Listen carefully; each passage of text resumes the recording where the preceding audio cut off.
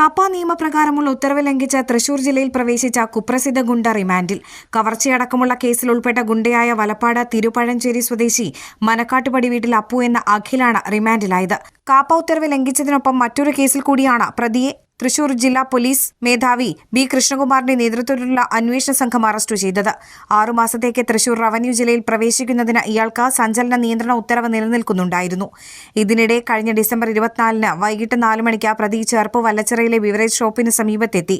ഇവിടെ ലോട്ടറി കച്ചവടം ചെയ്തിരുന്ന വല്ലച്ചിറ ചെറുശ്ശേരി സ്വദേശി ചെന്നല്ലിപ്പറമ്പിൽ വീട്ടിൽ വിശാഖിന്റെ മൊബൈൽ പ്രതി അഖിൽ കൈക്കലാക്കി രക്ഷപ്പെട്ടു.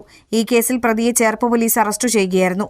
പ്രതിയെ നടപടിക്രമങ്ങൾക്കു ശേഷം കോടതിയിൽ ഹാജരാക്കി റിമാൻഡ് ചെയ്തു.